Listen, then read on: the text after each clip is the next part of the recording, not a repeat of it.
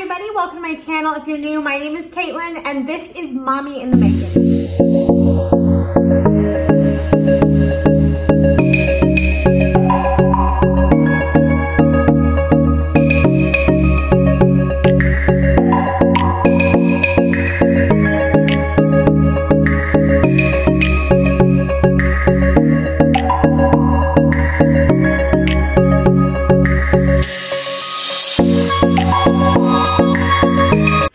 So go ahead and grab some coffee, water, tea, your drink of choice, maybe a little wine. I'm not judging. And today we are going to talk about routines and habits that can kind of help you when you're a stay-at-home mom not feel like you're in a rut. And I have personally experienced the rut and I am here to kind of help you out. When you're a stay-at-home mom, it's really easy to get into this rut of just feeling like your day-to-day passes. I call it autopilot mode, where you're doing all the things and you're on autopilot and you're kind of just like surviving and you're going through and just, you know, keeping the kids alive, which you should be doing, and just kind of going through, but you're not really at the end of the day kind of filling yourself up or getting anything accomplished. Motherhood is definitely a time period and a season where a lot of your time is taken up and you don't have a lot of you time, but it doesn't mean that you can't keep making this slow progress. It doesn't mean that you can't keep working on yourself. It doesn't mean that you can't pour into yourself. And it certainly doesn't mean that your life has to just kind of be like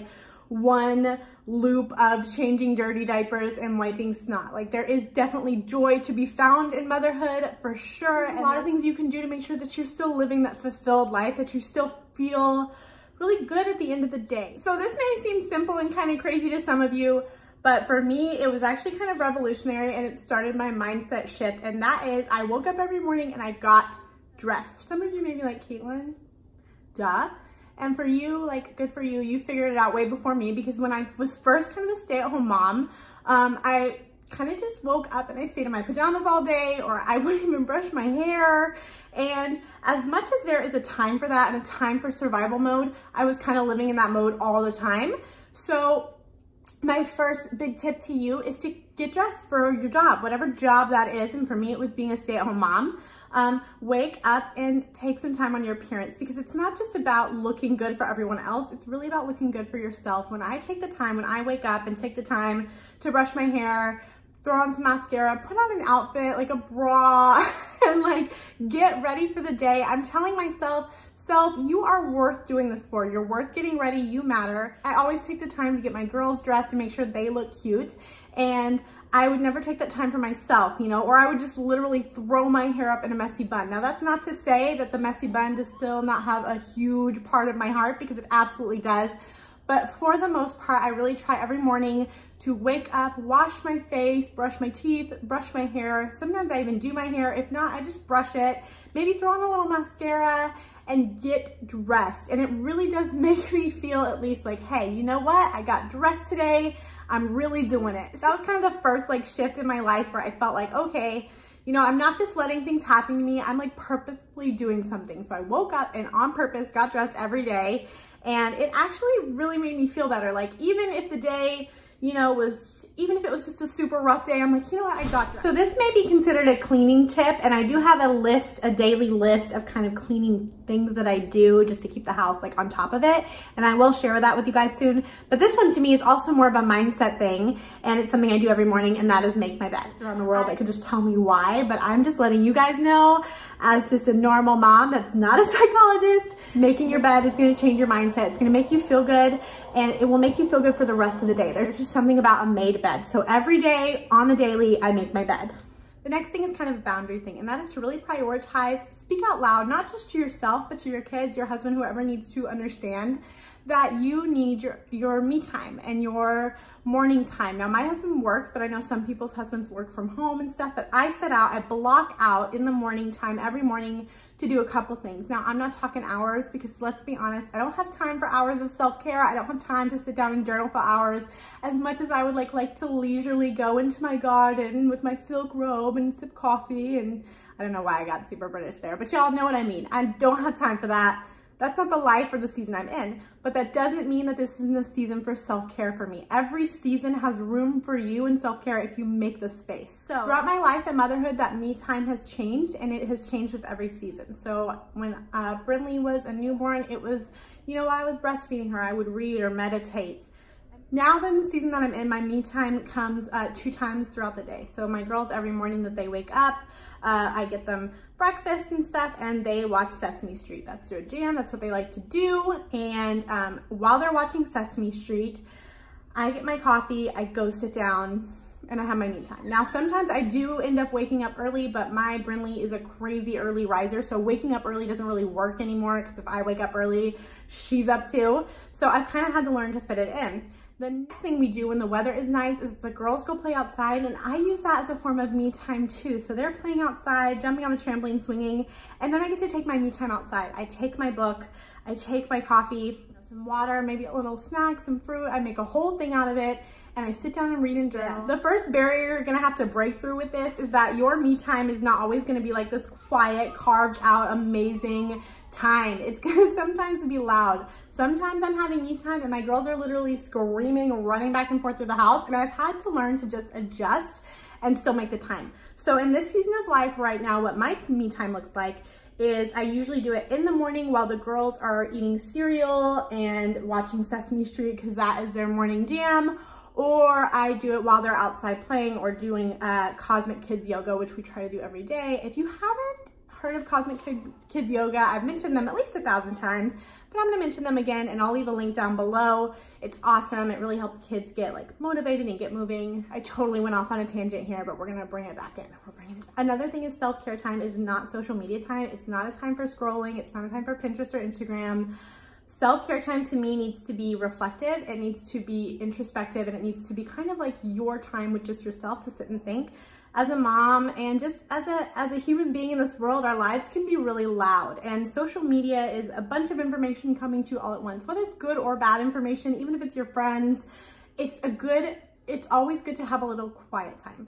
As a mom, I don't get a lot of time to myself, and these times that I block out are sacred, and I want to use them the best I can. And the best way to do that is to make sure that I'm not wasting it on social media, and that I'm really taking the time to be introspective and reflective. That way, when it's time to be mom again and to be on, I took the time to fill my cup, and I didn't waste it just kind of scrolling, you know, mindlessly scrolling. So this is just another tip that I can share with you guys. It's something that's worked for me. There's really no rhyme or reason to these. I'm just throwing them out there, things that have popped into my head where I'm like, you know what, this has been really helpful, and I want to share it with you, friend to friend. So the next thing that's really, really worked for me has been cleaning every hour. Now, you might be like, ew, disgusting, cleaning every hour, just, oh, Caitlin, no. But the thing is, cleaning every hour helps you not have to clean for a straight solid hour, which to me is way better. And also, as my kids have gotten older, and a lot of moms will agree with me on this one, you can't just block out cleaning time anymore. When Brinley was like a baby newborn and she was in her swing and Aubrey was taking naps, I could like have 2 solid hours to like get it done and just go and do my house. But my life's not like that anymore. My kids are definitely not gonna sit and just let me do things for a straight hour. That's not happening. It's just not happening. So no matter what I'm doing during the day, you know, no matter what, every hour-ish, and you can set a timer. I really just kind of do it in my brain. I think, when's the last time I like write something down? We go through, and I make the girls do this too. Every hour we kind of just pick up a little bit. So I'm like, okay girls, mommy's gonna wipe down the counters. Why don't you guys pick up the toys that you got out? And because we're doing it every hour-ish, sometimes every 2 hours, it doesn't have to be the strict structured thing. Because we're cleaning up every hour, by the end of the day, this massive mountain buildup has not happened. Because we've all been there at the end of the day where we look at the house and we're like, oh my God, I've been momming all day, I'm tired, and now I have this gigantic, huge mess to clean up, and it feels gross, it sucks. Nobody wants to do that. So instead of like trying to block out 2 hours, because it's just not realistic anymore for the season of motherhood that I'm in, I clean up a little bit of time every hour. Now, sometimes the girls are like playing, it's like a magical moment. The girls are playing, things are happening, and I can clean more than that. But just as a general rule, every hour I get up and stop what I'm doing and clean something. Like maybe fold a load of laundry, just something that's not gonna take a lot of time, but that at the end of the day, those little increments of time are gonna add up, and they're gonna mean that at the end of the day, I'm not feeling overwhelmed. I'm not feeling like I didn't get anything done. And I'm not also exhausted from like a 2-hour like cleaning frenzy. Okay guys, my next tip for you is to use your time driving and your time like doing dishes to listen to podcasts and fill yourself up. So this one has been a big game changer, life changer for me, just because I've noticed that if I take the moments where I'm gonna be like sitting doing dishes, or I'm gonna be driving anyway, to listen to an uplifting podcast, my mood is just so improved. You know, I'm not a fan of doing dishes, obviously, like it's not my jam, it's not my favorite. I definitely am not like, oh my gosh, I can't wait to do dishes today. But it makes them a lot more enjoyable when I know that, okay, dishes time is also podcast time. It's also fill me up time. So if you don't listen to podcasts and it's not your thing, maybe listen to an audiobook. Maybe listen to some good music. Add that joy in when you can. So a daily routine that I have every day is I listen to a podcast, an uplifting podcast, or an audiobook or music when I'm doing anything like mundane things like dishes, if I'm folding laundry, or when we're driving the car. We are either having a jam party in the car and listening to super uplifting music, I'm listening to a really uplifting podcast, but I find moments in my life where I can add some joy and add some uplifting while I'm just sitting. So that has made a huge difference. And I notice like by the time I get where we're going, I feel good. Or like after doing the dishes, I'm not just feeling good because my dishes are clean. I'm feeling good because I got some really good information, really good tips, or I got some really good uplifting inspiration from a podcaster. So I have a lot of favorite podcasts. I'll list a few down below, and I definitely want to do a full video soon on my favorite books and podcasts for encouragement and, you know, kind of just filling your cup up, and that will be coming soon. But I just really suggest that you find moments in your day where you can add joy. This is a super tried and true tip, and you've probably heard it 1,000 times, but my next one is get moving or get outside. You don't have to be an exercise freak. You don't have to love lifting weights or be a cardio bunny or anything like that. But I definitely cannot stress enough the improvement on your mood and your happiness if you get up and move every day in some way. A couple ways you can do that. Like I said, Cosmic Kids Yoga. Sometimes I'll do that with the girls. Go for a walk. A dance party is fun. Twister, if you haven't ever played with your kids, is hysterical to play with toddlers. Like so funny, and you're like moving and bending and having a blast. Jump on the beds. We jump on our beds in this house. Don't tell my mom, but jump on the beds, run around, have a race with your kids and run around the house. Do something that gets you moving every single day. There are so many options out there, you guys. We live in this really cool time where there's so much available to us.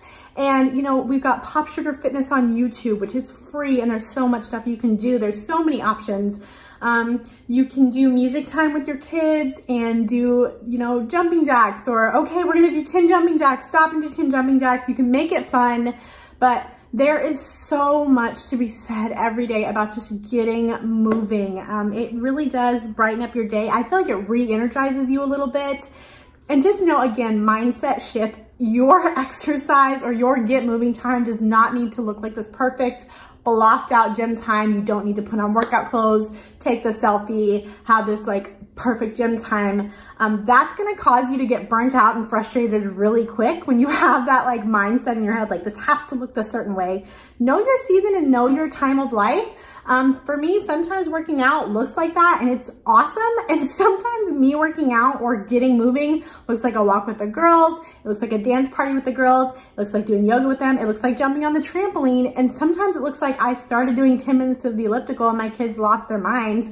So now I'm not doing it anymore and we're gonna play Twister or run around the house instead. You just have to really adjust to your environment, and getting rid of that mindset that everything has to look blocked out and perfect, whether it's me time, workout time, any time, is gonna help you so much, because I have been fighting my season for so long. And now I'm just learning to roll with it, and it really does help. So just on the daily, I really suggest that you get moving, and remember that you getting moving does not need to look like this perfect Instagram worthy thing. It just needs to be you getting your heart rate up and just energizing yourself and moving your body. Okay guys, so my next daily routine type of thing is that every single day I make sure I'm reaching out to a friend. I almost didn't put this on here because I thought a couple people were gonna be like, okay, but you know what? It's really helpful and it works for me. Every single day, I text a friend, I reach out to a friend, and I make sure that I just am reminding myself that I'm not alone and that I'm speaking to another adult. Now, whether that's on Instagram, YouTube, you know, text, Marco Polo, any of that, I always make sure to just reach out and be like, hey girl, what's up? It's me. I'm a person and a human and an adult, and I would like to converse with another adult. Even if you're just sending a picture of like, this is what I'm doing right now, make sure to reach out to other human beings, because sometimes when you are a stay-at-home mom especially, and you're here with your kids, listening to kid stuff all day, you kind of forget that you're an actual adult. And so I make sure to reach out on the daily when I'm home to a friend at some point during the day. And it may sound like, so what do you mean you have to remind yourself to do that? But I do, because the day will get away from me and I realize that I've had no adult contact and I am just feeling so overwhelmed and so icky because I've just been doing kid stuff all day. So make sure that you're reaching out. Remember that you are an adult, and even though you are a mom and a rock star, you still need human contact. Make sure that you're actively having play dates with your friends if you can, coffee dates, even if you got a FaceTime and your kids, you know, both your kids are running around in the background, get in that time, okay? Because it really does make a difference and it can really change how you feel. My dogs are like staring at me through the window and it's super creepy and I'm so sorry. I keep looking down. Anyway, make sure you're getting that time and adult time, because it's so important and we don't really prioritize it, but I'm telling you, just try it for a week. Your mindset will shift and you will feel so much better. Another daily thing that I want to leave you with that's been super helpful for me is a to-do list. Now, this isn't a traditional to-do list where you just write down everything you need to do, because to me, I don't know about you guys, but that stresses me out. And then I feel like if I didn't get something done on the list, that I'm a total failure, loser person. And it makes me feel bad at the end of the day. But what I do is like do a top 3, or even, you know what, start small, do a 1, like just one thing that you want to get done today, where at the end of the day, you can look back and be like, I did good, I accomplished this one thing. So sometimes it's something super simple, like I want to drink 8 glasses of water today, and that's something I'm going to do, and I'm going to check it off. Something that you can do that's, you know, accomplishable and it's not going to take up a ton of time. And it's something that you can look back at the end of the day and be like, okay, I did do this thing and that makes me feel good. Because sometimes, especially as moms and women, we put all this pressure on ourselves and we have this list of things. And if we don't get it all done, we just feel bad, or we feel like, oh my gosh, you know, this day, I didn't conquer this day. So have something, have a task every day besides just your little tasks. You know, there's, you know, you got to make lunch, do the dishes, whatever, but some sort of small task that you can accomplish, feel good about every day. And honestly, what you'll find is when you feel good about it and when you do accomplish that task, it kind of starts this motivation. It's like this build up, you know, you start, it feels good and it'll spark you and get you going to where you may even be able to accomplish more. But you have to start with one little thing every day. Like I said, small examples. Sometimes it's, you know, I want to make sure that I go through Aubrey's sock drawer today, and, you know, any sock that doesn't have a pair is gone. Just anything little, just any little thing that you can kind of think of, something that you can do to accomplish that'll make you feel good and accomplished. And like I said, you're going to find that when you do that, it's going to almost give you more motivation, more energy, and you may start accomplishing a lot more than you normally do.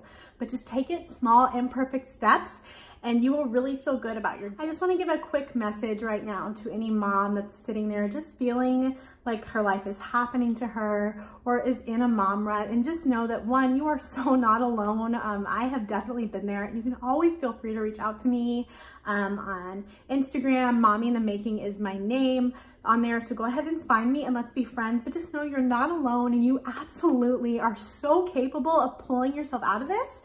You just have to take those little steps every single day. And I promise you, like, there are some seasons that are so hard, like survival mode seasons with the newborn, or there are so many different like seasons in motherhood. I can't even like think of them because there's so many. But I promise you, every season does come to an end, and you can do this, and you got this, and you are just you're gonna kill it today, okay? So I hope you guys enjoyed this video, and I will see you next time.